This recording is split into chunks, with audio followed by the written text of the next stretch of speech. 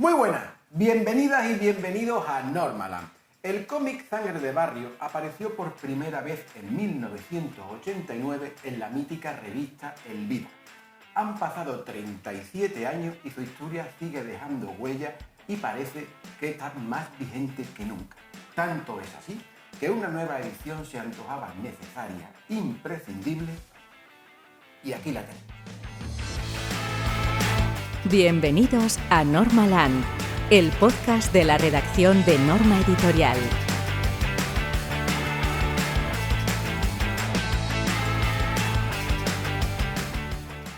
Esta celebrada obra de Jaime Martín aborda muchas problemáticas sociales sin tapujos ni victimismo. Delincuencia, drogadicción y la eterna lucha de las clases obreras por sobrevivir en un entorno hostil. Qué suerte la nuestra de poder hablar con Jaime sobre esta obra que le valió el premio al autor revelación en el Salón del Cómic de Barcelona de allá de 1990. Jaime, ¿qué tal? ¿Cómo estás? Muy bien. ¿Contento? Sí, contento porque para mí es la mejor edición de Sangre de Barrio, como en algún momento comenté. Y jolín, que estoy especialmente contento de la portada y del pequeño homenaje al edificio Vanguard, que está siendo derruido y tal vez se va a conservar una pequeña parte del frontal. Estupendo. Vamos a conversar. Homenaje también a la primera edición de Sí, la obra, eso mismo. la cubierta. Sí. Reinterpretación, actualización. Sí. Vamos a conversar con Jaime y con, como ya he podido ver, con Álvaro Nofuente, el editor de la obra y responsable de la línea de cómic europeo en Norma. ¿Qué tal, compañero? ¿Cómo estás? Estupendo, encantadísimo de estar aquí con vosotros para hablar de Sangre de Barrio. Y cierra la mesa el guionista y uno de los responsables de comunicación en Norma. ¿Cómo está su compañero Uriol Figuera? Muy contento de tocar tema kinky hoy. Francamente contento. Pues arrancamos y lo hacemos como siempre pidiendo al editor que nos presente la obra. Álvaro, ¿qué podrías contarnos de este Sangre de Barrio? Y sobre todo también me gustaría que comentes por qué considerasteis oportuno, Jaime y tú, reeditarlo y generar esta nueva edición. Pues a ver, Sangre de Barrio es la historia de Vicen, un chaval que en el Hospitalet de los 80 pues se ve forzado junto a su hermana y su madre a irse de casa huyendo de un padre maltratador. Y bueno, es una historia de una juventud desheredada para la que el ascensor social está totalmente averiado. Y bueno, es un retrato también de la España de la época con bastante fatalismo también. ¿Y por qué hemos decidido recuperarlo? Primero porque la anterior edición estaba agotada, dato importante. Y significativo. Y significativo, sí. Y segundo, bueno, para mí es una obra muy relevante, es la primera obra en solitario de Jaime. Es una obra muy descarnada, es un retrato de una época muy incómodo y muy duro. Y bueno, ya que íbamos a hacer una nueva edición, pues queríamos que fuera una edición bastante completa. Evidentemente incluye las 3 partes de Sangre de Barrio, incluye un nuevo prólogo a cargo de Jaume Vidal, incluye un nuevo dossier a cargo de Jaime, esta espectacular cubierta. Y bueno, lo comentamos con Jaime y eso, estuvimos dándole forma a esta nueva edición para que quedara tal cual ha quedado. Ha quedado muy chula. Jaime, hablaremos mucho del contenido, pero yo te quería preguntar, incidiendo en el dato de que Sangre de Barrio apareció por primera vez en el Víbora. Digamos que el editor, Josep María Berenguer, te dio carta blanca para crear una historia larga, ¿no? El hecho de que fuera el Víbora te condicionó para crear esta historia que, digamos, guardaba relación con el espíritu canalla de la revista, o tú ya tenías la historia un poco en mente y aprovechaste que te la ofreció esas páginas Josep María Berenguer para poder crearla. No, yo la historia nunca la tuve en mente. De hecho, cuando Berenguer me propuso hacer mi primer álbum, yo pasé un tiempo dándole vueltas a ver qué podía hacer. Por supuesto que el hecho de que empezase a trabajar en la revista El Víbora condiciona algo, porque El Víbora tenía el contenido que tenía. Yo no iba a hacer una historia de romance, por decir algo, o una historia de guerra. Un costumbrismo bonito. Entonces, ahí está. Así que tenía que ser algo pues, que encajase en la revista. Pero eso no iba a suponer un problema, porque yo siempre tuve claro que quería acabar trabajando para el Víbora. Antes de publicar en ningún sitio, cuando descubrí la revista por primera vez, estando como estudiante en el instituto, tuve claro que quería hacer eso porque era de todo lo que había leído hasta ese momento lo que más conectaba conmigo, ¿no? Como lector. Así que encauzar esa primera historia, que aún no existía como tal, hacia la revista Víbora era algo natural porque sabía que tenía que confluir ahí porque era el cómic que me interesaba. Pero llegar hasta aquí no fue algo tan fácil. No tenía yo... A veces se habla con autores o autoras que dicen el día que publique, cuando están todavía empezando a desarrollar su trabajo, pues haré esta historia, ¿no? Bueno, yo no tenía una historia, yo quería ser dibujante y ya está. Y al final vino todo solo. Es una historia que no hay un mensaje que diga, bueno, quiero llegar hasta este punto de la historia, quiero desarrollar esa idea y todo va a ir trabajándose hasta llegar a ese destino. No tenía algo tan sencillo como eso.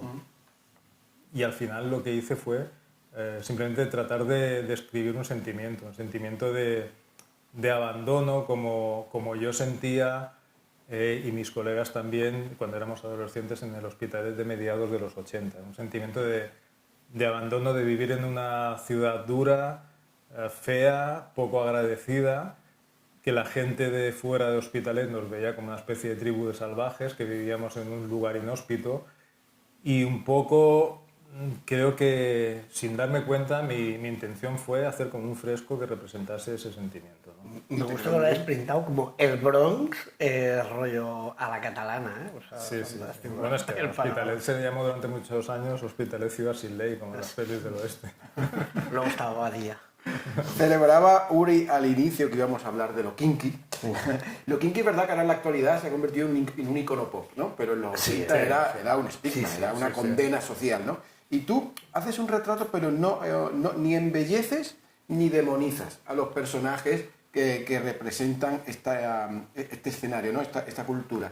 ¿Fue muy difícil lograr ese equilibrio entre la humanidad y la dureza de aquella realidad y de aquellas personas, de estos personajes?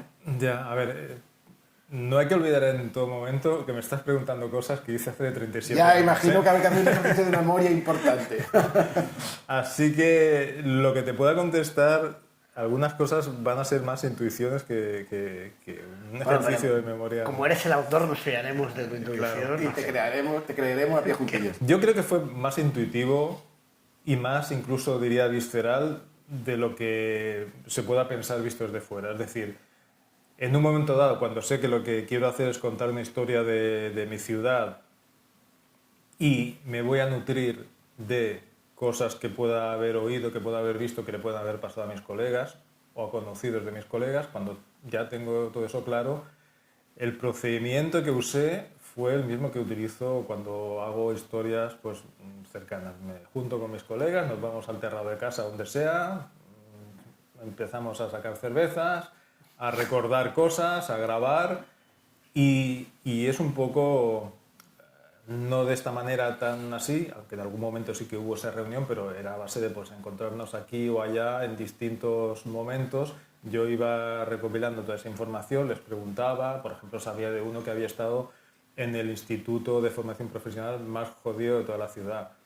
Y mi amigo Mario estudió ahí y cuando le pregunté y le dije que me empezara a contar historias, bueno, luego otro colega mío, el Suru, que es uno de los que dibujaba en Los Primos del Parque, en aquella época de la revista El Víbora, también le pregunté porque sabía que iba a otro instituto de formación profesional y él, por ejemplo, es el que me contó en mi clase, había un profe que le llamaban el Mortadelo, que el pobre acabó en un rincón de clase llorando, asustado, mientras todos los salvajes le metían fuego al mobiliario y lanzaban las sillas en llamas por la ventana de la clase. Imagínate el percal, ¿no? Pues no deberíamos reírnos de esto, pero... No deberíamos, es terrible, es terrible. Bueno, eres tú el metal. Sí. Me lo debo a mí. Es una auténtica barbaridad. O sea, reconozco que la gente que debía mirarnos como bichos raros... Claro, a la gente que un poco parte de razón tenía. A todos nos metían el mismo saco, ¿no? Pero claro, bueno, un poco freak show. En plan, sí. Sí, totalmente. Pues yo iba recopilando toda esta serie de anécdotas y fui tratando de ordenarlas y hilvanar todo eso de forma que hubiese ahí una cierta estructura, ¿no? Pero la idea, claro, contra más me contaban, pues la idea era más bien lo que os decía, ¿no? De acabar creando un ambiente y tratando de representar esa especie de sentimiento de hostia, vivo en la puta selva, estoy rodeado de kinkis y no hay futuro en esta ciudad ni en esta vida terrenal, ¿no? Era casi que un poco... Claro, o sea, la historia, el argumento es ficción, pero todos los escenarios y todas las vivencias, o muchas de ellas, sí que habían acontecido realmente, ¿no? Porque te documentaste hablando con tus amigos y tus compañeros. De hecho, Jaume Vidal, que es quien ha escrito el prólogo, él estuvo trabajando en un instituto de formación profesional que aparece en el libro, que es el Instituto Pedraforca, y me contó cuando yo acababa de sacar el libro y conocía a Jaume en aquella época, me decía, bueno, yo he currado aquí y sé de lo que hablas. Lo conozco de primera mano. Y no te has pasado 3 pueblos. O sea, El día a día. Sí, él comentaba que los lunes por la mañana los dedicaba a recoger las jeringuillas del patio, ¿vale? Sí, El prólogo es una joya, Es ¿eh? el contexto Sí. en el que aprendían. No os perdáis el prólogo de Jaume porque es francamente bueno y muy, muy revelador. Jaime, hablando de Vicen, que es el protagonista, no deja de ser un joven, un adolescente que quiere encajar, que quiere formar parte de algo y que se revela pues porque no logra acceder a lo que otros sí y obviamente eso le da coraje. Claro, si lo comparamos con la actualidad y los adolescentes y los chavales de ahora, pues tampoco hay tanta diferencia, ¿no crees? No. De hecho, desgraciadamente, tengo la impresión de que muchos aspectos negativos de los años 80 se están replicando actualmente. Yo conozco a gente que trabaja en temas de educación social, en colegios y tal, y me cuentan barbaridades un poco por el estilo, ¿no? Hay también, al menos en mi barrio, estoy viendo una cierta vuelta al tema de la heroína, no de una forma tan descarada como los 80, pero yo desde la ventana de casa que vivo en un primero he visto broncas a botellazos en la cabeza entre 2 heroinómanas, amigas de toda la vida, porque además viven en el edificio de enfrente mío. Pues abrirle la cabeza una a la otra de un botellazo porque en medio del globo que han pillado empiezan una discusión, se les va de las manos y acaban así, ¿no? Estoy viendo cada vez más cosas en este sentido, tirones, vivo cerca de un centro comercial y por la calle pasa gente corriendo y detrás los agentes footing, ¿eh? Chaval, no, hacen footing, los de seguridad corriendo detrás de estos que van delante porque han robado carteras o lo que sea. Ahí estoy viendo, bueno, por ejemplo, el tema de la Guerra Fría que vivimos en los 80, con el tema de los misiles, que si iban a lanzar misiles o no, que si habría una tercera guerra mundial, todo esto estamos viéndolo. Sí, se está como desde que medio está zumbado replicando, detrás, ¿no? adaptado. Claro. ¿no? Entonces hay muchas cosas de los años 80 que no me gustan nada, no me gustaban en aquel momento y no me gustan ahora cómo se están replicando, ¿no? Así que... Ya veis, 37 años después, Sangre de Barrio sigue más vigente que nunca. Vamos a hablar del arte. Álvaro, ¿cómo describiríamos el dibujo de Jaime en aquel Sangre de Barrio del 89 y luego las posteriores continuaciones que vinieron y que ahora pues hemos incluido en esta reedición, en esta nueva edición? Pues, a ver, sobre todo en su primera etapa, yo creo que Jaime estaba lógicamente muy influenciado por los autores del Víbora, quizá especialmente Martí, el autor del Taxista, Doctor Vértigo. Yo creo que también hay una influencia, bueno, sé que hay una influencia porque lo he hablado con él, de Alex Todd. Creo que también del autor de Dick Tracy, quizás. ¿O esto no? Aquí me la he jugado. Más bien Alfredo Pons sí que era una influencia. Sobre todo Pons, creo. Es que en algunas caras veía como muy caras Dick Tracy. No, sí, puede ser, pero desde luego no la he buscado. Yo cuando te comento Pons pienso más en el tono de las historias, como guionista, no tanto como dibujante, ¿cierto? Como dibujante yo diría que, aunque yo no lo refleje en el estilo, pero yo, por ejemplo, siempre fui muy seguidor del dibujo de Vernet, por ejemplo, de Carlos Jiménez, pero no ha llegado a verse reflejado. Mucha gente, por ejemplo, me decía que miraba mucho Jaime Hernández. Es que Jaime Hernández también es muy fan de todo. Pero no fue, no fue un referente, sí, es cierto. Pero, por ejemplo, Jaime Hernández no fue un referente mío como dibujante, aunque supongo que de alguna manera me influyó porque sí que hay esa depuración de la línea. ¿Y alguna cosita más que aportar? Sí, bueno, es un cómic en blanco y negro, más por imposición de la época y del formato revista, imagino. Por los costes, ¿no? Por los costes, exactamente. Con un trabajo de documentación que yo creo que para Jaime esto ha sido fundamental desde el principio. En toda su obra ha dedicado a documentarse una parte muy Documentación importante. analógica. Claro, analógica. En aquel época- momento con la reflex. Que no era lo mismo, no era tan fácil como ahora. Y bueno, al ser una obra que está creada a lo largo de más de 15 años, ¿no? Pues también nos permite ver la evolución de Jaime como autor y nos permite ver también cómo ya en la última etapa de Sangre de Barrio pues encontramos a un Jaime un poco más cercano al actual, con un trazo que ya puede recordar un poco más a sus últimas obras. Hablaban, Uri y Álvaro mencionaban del tema de la documentación. Es verdad que uno de los aspectos, de los muchos que tiene Sangre de Barrio que merecen ser destacados, es lo bien retratada que aparece Hospitalet, ¿no? O sea, y el tema de que tú lo mencionas en el texto que hemos publicado al final, un texto de tu autoría, que te ibas con tu cámara, que fotografiabas, que para ti era muy importante ese retrato exhaustivo y fidedigno de lo que era tu ciudad, o que te imagines venía a representar cualquier ciudad que viviera aquella situación. Claro, lo era porque la ciudad es un personaje más. Yo diría incluso que tan importante como cualquiera de los personajes que conforman el grupo de Vicen. Así que tenía que sacarlo de entrada. Ya nos vemos en la primera viñeta, si no recuerdo mal, que se menciona, ¿no? Pues Hospitalet. Bueno, de hecho hay ese plano general, ¿sí? Sí.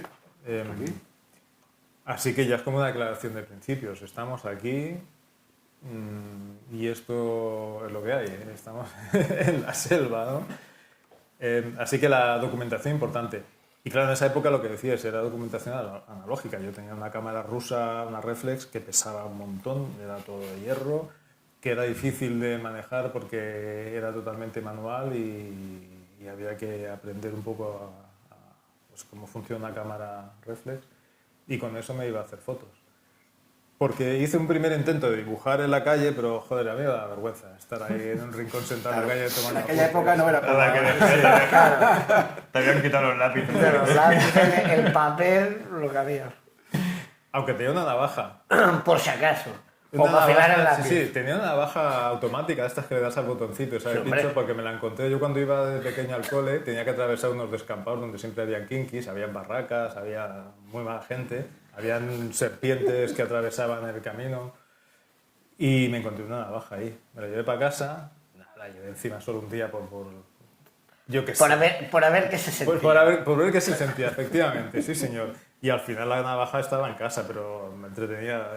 Claro, era un puto adolescente con una navaja que apretabas un botoncito y salía la... O un chaval de 15 años que yo era... ¿La conservas? Ya por La conservé mucho tiempo y no sé qué acabó pasando con ella, pero la conservé No acabó muchos años. dentro de Tendríamos que haber nada. regalado una navaja en lugar de una lámina. Oye, sí, imaginas? una navaja de plástico achán. Mencionaba Álvaro la evolución en el dibujo, que es normal, porque fueron 15 años de creación de este cómic, pero también notamos como una evolución en las temáticas y en los géneros. Lo que empezó siendo como algo más costumbrista, luego tildó hacia el género más negro. ¿Eso fue deseo expreso o la historia te llevó hacia allí? ¿Cómo fue esa evolución en los géneros? Buena pregunta.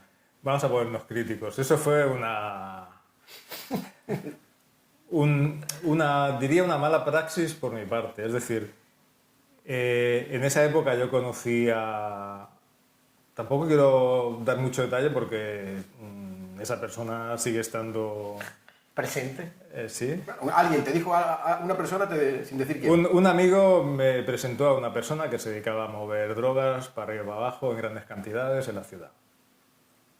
Conocí a esa persona, me dio mucha información que es... ¿Útil? Que es como, sí, es todo un regalazo para alguien a quien le gusta hacer este tipo de historias. Tenía hasta precios de lo que se paga por romperle las piernas a alguien y además meterlo en un contenedor, porque la guinda del pastel era meterlo dentro de un contenedor de basura con las piernas rotas, ¿no? Y Y toda esa información, cuando me la encuentro delante, digo, jo, con esto tengo que hacer Claro, algo. tú no lo puedes aprovechar. Pero no podía... a mí cuando hago historias así cercanas, pues me gusta sacar los nombres, las caras de las personas y contar los hechos más o menos lo más parecido posible. Pero no podía hacer eso, evidentemente. Ni su nombre, ni su cara, ni siquiera contar los hechos tal cual porque Por lo que no, fuera. Por lo que fuera.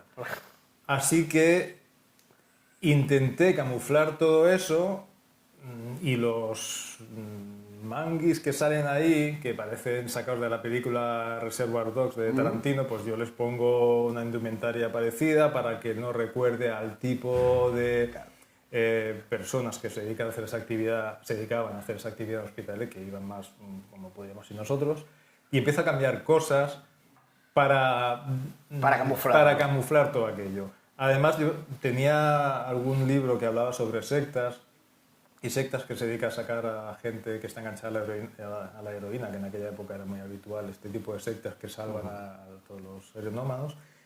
Tenía mucha documentación porque hubo un tiempo en que quise hacer una historia sobre sectas. Así que cojo la historia del tipo de la droga, las sectas, hago un batiburrillo y traté de hacer a la batidora. Y en aquel momento yo no fui consciente de que eso estaba en cierta manera saliéndose del camino de lo que había sido Sangre de Barrio durante la primera y la segunda parte. Incluso esa parte intermedia de 6 páginas que transcurre en la cárcel, ¿no? Con Vincent como protagonista. Y bueno, ya se publicó y ya cuando crecí como autor y lo vi con cierta lejanía pensé, ¿para qué hice eso? Bueno, a ver, pero forma parte del trabajo. Así que, en todo caso, ahora tendría que mirar la cámara. ¿Cuál es mi cámara? Allá. Por favor, contextualicen y tened en cuenta que de todo eso, escarbando, hay una parte que poniendo un poco de voluntad sabréis conectar con Sangre de Barrio, con el origen de Sangre de Barrio. Ay, está guay. Sí, O no, sea, que tú está serías guay, más está guay. crítico, digamos, con la tercera parte. Sí, sí, sí. Pero que está muy bien, ¿eh? no, todo el cómic, todo las diferentes partes. Para que mí es un componen. retrato no solo de la época, sino de cómo se representaba la época en la época, quiero decir, porque hay cosas que ahora mismo serían altamente cancelables en el cómic y que entonces en el Víbora eran el pan nuestro de Sí, sí. cada día, vaya. Y no solo porque fuera el Vibra. Por ejemplo, hay cosas totalmente susceptibles de decir esto es una burrada que lo pongas, hay lenguaje violento, machista, homófobo, de todo, y representaciones demasiado explícitas que a lo mejor no hacen falta, pero vuelvo a decir, claro, yo tenía 22 años, era mi primer álbum, publicaba en el Víbora, Pero yo pensaba que por publicar en el Víbora tenías que ser súper Ya. explícito, súper bruto, pero aparte de la forma tal vez un poco tosca, la narrativa, desde luego el contenido que hablabas de que está fuera de tono si se traspasa a hoy día, en ese momento la gente hablaba así y eso sí que lo conservaría porque hay que ajustarse a la realidad. Claro. Y al final hay ciertos entornos que tampoco han variado tanto en forma. Quiero decir que, aunque la mayoría de la sociedad ahora haya cambiado, sociedad occidental, sigue estando... Sí, hombre, y que sigue aparte estando es lo que estamos Sí, hablando pero en todo para mí es momento. un valor de la obra precisamente Claro, o sea, al final- ese retrato como en dos capas. Por un lado retratar la época y por otro lado retratar también las costumbres y la manera en El la que estilo, se sí, sí, representaba. totalmente.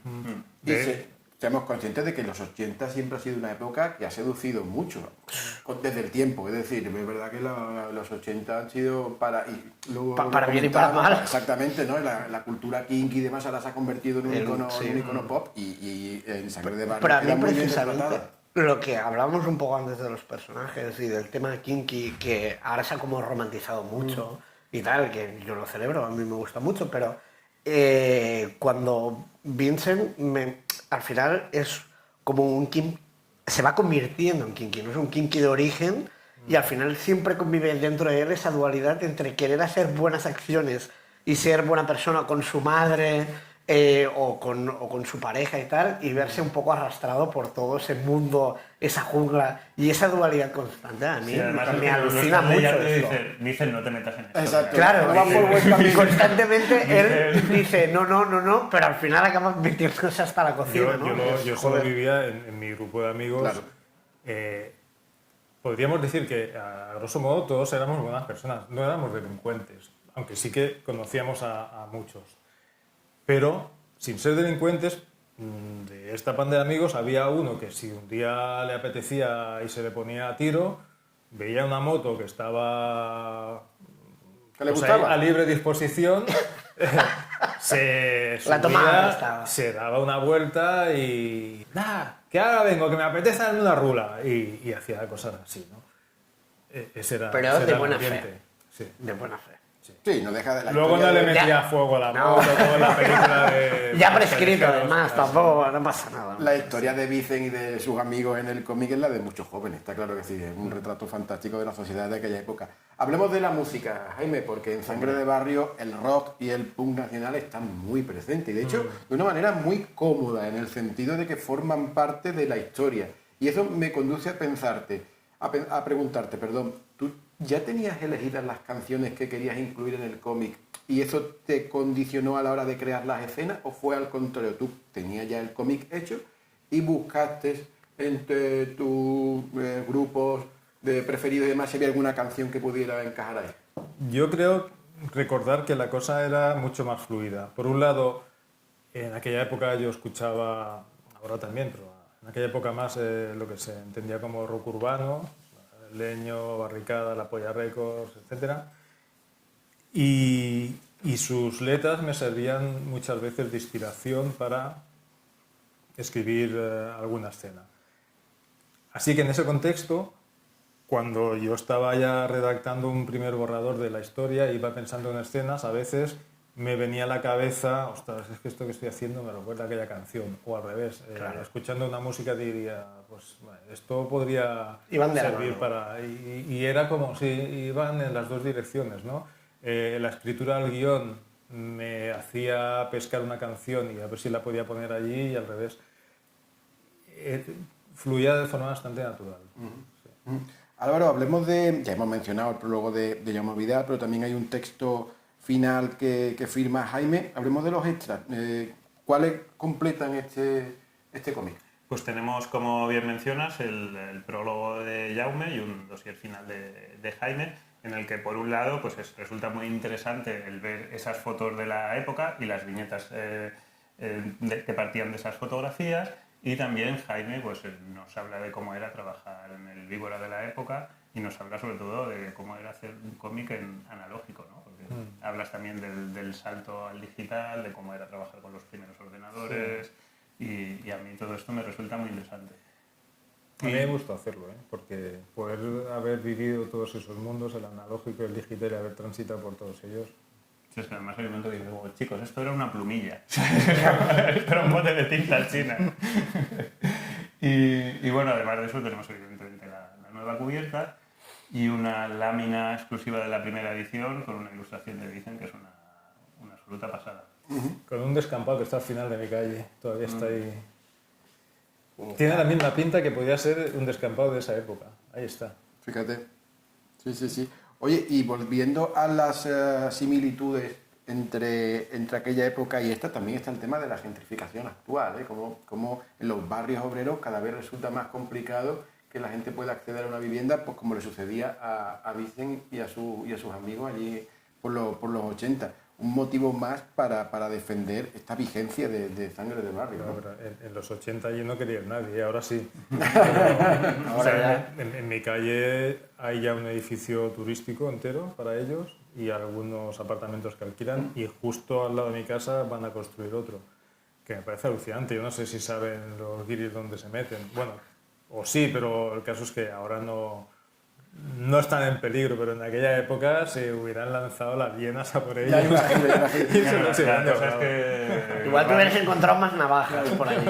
En aquella época era por unos motivos y en la actual por otros. La verdad que los jóvenes lo tienen difícil para encontrar.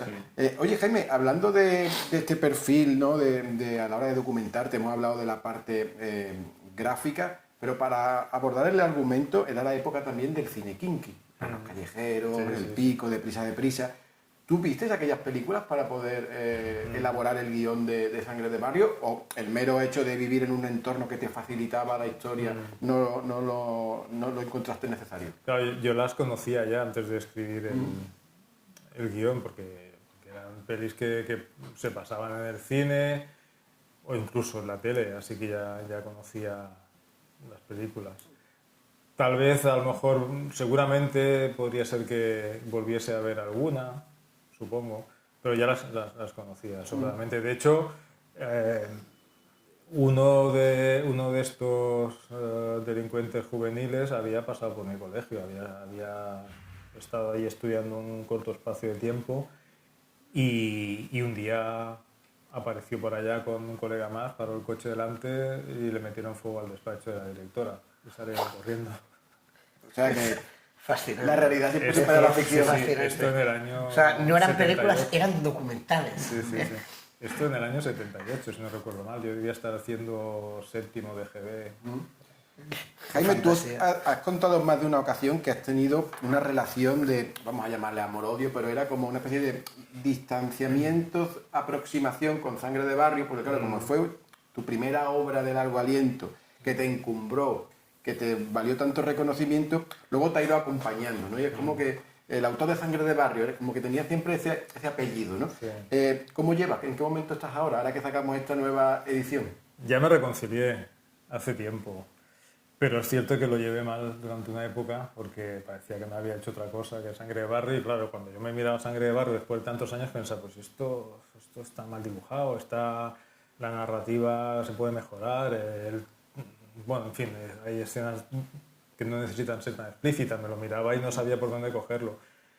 Y en cambio siempre eso, autor de Sangre de Barrio, autor de Sangre de Barrio, venga y a dar la turra con eso, ¿no? Pero al final, bueno, ya cuando superé toda esa etapa y sobre todo a partir de 2007 mi obra ya se fue distanciando de una forma lógica, porque también me volví más profesional de todo el trabajo de esta época y ya se empezaba a hablar de otra parte de mi trabajo, digamos que entonces ya me reconcilié con el libro, ¿no? Con la historia. Y ahora me lo miro sabiendo la importancia que tuvo, el respaldo que me dio como autor, la confianza que me hizo coger en mi trabajo y poniéndolo en contexto, pues me parece que sí, que es una obra a la que debo estar agradecido y lo que pasa que cuando Álvaro me propone reeditarlo, recuerdo haberle dicho, hostia, es que me da palo leerlo otra vez para ver qué se puede No hace falta que te lo leas. revisar. De hecho, no te lo sé leíste. qué. No, al principio te dije, no me lo voy a leer y de hecho cuando me pasaste las correcciones dije, no puedo, corrígelo tú, pero luego en la última noche fue cuando corregí, cuando me lo leí, vi un par de cositas así, un par de ratas y me lo leí. Y pensé, joder. Bueno, yo creo que sobre todo después de la trilogía familiar, vamos, ya no eres el autor de Sangre de Barrio. Claro. Aunque en la Wikipedia he de decirte que pone autor de Sangre de Barrio. Habrá que Pero la modificar. podemos evitar. Pues hablemos de las otras obras de Jaime. Álvaro, como editor que ha sido de muchas de ellas, en el catálogo de Norma, ¿qué otros títulos de Jaime Martín podemos encontrar? Pues sobre todo quiero destacar sus obras de los últimos años, la trilogía familiar, evidentemente, que empezó con Las Guerras Silenciosas, que es la historia de tus padres, la historia de tu padre haciendo la mili en Ifni, pero también la historia de cómo era tener una relación romántica durante el franquismo. A este siguió Jamás tendré 20 años, que es la historia de tus abuelos en la guerra civil y en la posguerra, que también fue premio en Cómic Barcelona, premio a la mejor obra en este caso, y que culminaste con Siempre tendremos 20 años, que de alguna forma es un poco el reverso de Sangre de Barrio. Sí. A mí es un cómic que me gusta especialmente y me gusta especialmente también cómo presentas la evolución de esos personajes, que no son personajes, porque son personas reales, y cómo lo cierras con la crisis de 2008. Me parece un cómic, es como una versión adulta y madura de Sangre de Barrio. Vaya, me parece un cómic fascinante. Y tu última obra, que es un oscuro manto, que demuestra que también pues, que Jaime se mueve muy bien dentro del terreno de la ficción. Es la historia de una trementinaire, una especie de curandera guión bruja, que tiene una relación muy complicada con... ella vive al lado de una aldea y con la gente de esta aldea tiene una relación muy complicada porque por un lado la necesitan, pero por otro lado la desprecian, la temen, y Y en resumidas cuentas, pues es la historia de una mujer llevando una vida muy libre en una época en la que eso no estaba nada bien visto. Antes de concluir, Jaime, cuéntanos en qué estás trabajando ahora. Pues estoy haciendo una historia que podríamos decir que forma parte de ese universo de la trilogía familiar, donde me apetecía hacer una especie de labor histórica, de recuperación histórica comiquera, y en definitiva estoy haciendo una historia de mi barrio en el año 50, cuando mis padres eran niños de unos 8 años, y me gustaría tratar de reconstruir todo ese momento, ¿no? Cómo eran los niños que habían pues, crecido a partir del fin de la Guerra Civil, en esos 10 años más o menos desde que acaba la guerra. Cómo eran esos niños, a qué jugaban, en qué mundo se encontraron, cómo eran los adultos que acababan de vivir la guerra con todos los traumas que ello conlleva, de alcoholismo, violencia, etc. Y además en un barrio especialmente pobre, donde había mucho barraquismo. De hecho, mi padre vivió en una barraca entre los 9 y los 12 años, si no recuerdo mal. Pues a qué se dedicaba, cómo se ganaba la vida la gente que vivía en ese barrio tan pobre, ¿no? Básicamente recogida de basuras, reciclaje de todo tipo de... Otra cosa que sigue estando más vigente que nunca, porque ha aumentado una barbaridad de barraquismo. Totalmente. Pues un poco estoy haciendo esto, una especie de... Y digo reconstrucción histórica porque Hospitalet en el año 50, o sea, si ya en el año 70 o 60 no tenía nada que ver con lo que luego fue en los años 2000, en el año 50 era increíble. O sea, era básicamente campos de cultivo, masías por ahí esparcidas.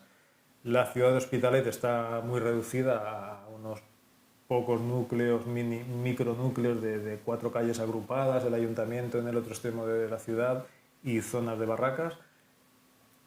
Pero bueno, estaban los barrios, pero los barrios muy pequeños a comparación de cómo están ahora. Y reconstruir todo eso es un trabajo, yo que soy obsesivo de la documentación, es un trabajo importante. Entonces me están ayudando desde el Ayuntamiento de Hospitalet, la gente que lleva el tema del archivo gráfico, de fotografías que van donando gente de la ciudad, pues me están echando una mano cuando necesito algún documento gráfico, por ejemplo, la fábrica ya lo diré. Había una fábrica donde la gente llevaba animales muertos o las reses que morían, o incluso en la plaza de toros, todos los animales muertos iban a parar ahí, los cocían, hacían una especie de gran sopa. Y de ahí se hacían pues para los agricultores, para la tierra. Se me va la memoria. O sea, ¿una especie de abono? Sí, eso es. Hacían abono para los agricultores. Entonces, en esa fábrica maloliente y tremebunda, ahí los falangistas asesinaban a la gente que había luchado por la República al final de la guerra. Y se llevaron a mi abuelo con otra gente para fusilarlo. Y me costó mucho encontrar, bueno, de hecho no encontré documentación gráfica de esta fábrica. Y en el ayuntamiento, esta gente que se dedica al archivo me consiguió unas fotografías para poder dibujarlo, porque es un elemento importante de esa historia, ¿no? En fin, todo esto a cuento de la importancia de la documentación, sobre todo porque igual que os comentaba en Sangre de Barrio, que la ciudad de Hospitalet era un personaje más, en esta historia que estoy haciendo es algo más concreto y más, bueno, pues el barrio de Santa Eulalia, el que actúa como personaje que unifica y acoge a todos estos personajes, niños, adultos.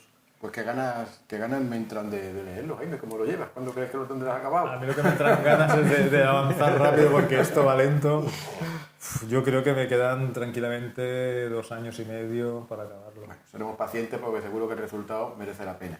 Jaime, antes de despedirte te queremos hacer entrega de la gorra oficial de Normaland, que es algo que hemos creado recientemente y que de lo que estamos muy orgullosos, ¿verdad, Uri? Sí. Uri la lleva mucho. Pues yo sí. Hostia. Sí. Estamos muy contentos de ella y nada, agradecerte un montón que hayas pasado por Normaland para hablar de Sangre de Barrio. Siempre es un placer tenerte por aquí, Jaime. Me gustaría comentaros, Claro que sí. gorra en mano, que no me la voy a poner, que venga, va así. Entonces, igual... Esta la tienes justo a la medida. Muy director de cine, ¿eh? Ahora Ya está. mismo. Se va a cagar las patas abajo el Santiago Segura. Se va a quedar la faena. Vamos a hacer una una sesión de firmas en una cervecería en Barcelona, en la calle Parlament, una cervecería que se llama Orient Street. Orient Street viene de la calle Oriente, en Hospitalet de Llobregat, en el barrio de La Torrassa, porque el cervecero inició su trayectoria como cervecero en la calle Oriente de Hospitalet. Y vamos a hacer una sesión de firmas en esta cervecería. El día 2 de julio, microcervecería Orient Street, van a hacer una cerveza especial que se va a llamar Sangre de Barrio. Va a ser una cerveza roja, Es maravilloso. rojo todo intenso, el nombre. y el estilo de la cerveza será una sour, que tiene un puntito ácido. Así que, bueno, No, será fantástico. ya lo pondremos en su momento en redes. Cómic y cerveza Sangre de Barrio, o sea, si os gusta la cerveza, qué mejor manera de leer este cómic que tomarse una cervecita homónima, que se llama igual Sangre de Barrio. Las que vengan bien, claro que sí. Y nada, Jaime, lo dicho, muchísimas gracias por pasarte por Normal para hablar de Sangre de Barrio. Álvaro, un placer, compañero, como siempre. Lo mismo digo. Uri, gracias. Y a vosotros y a vosotras, gracias por seguirnos, continuad haciéndolo, darle like y comentar, por favor. Hasta el próximo Normal. Gracias por seguirnos. Encuéntranos en las redes sociales de Norma Editorial y no olvides suscribirte para no perderte ninguno de nuestros programas. Recuerda que, además de YouTube, nos puedes escuchar en Spotify, SoundCloud y el resto de agregadores.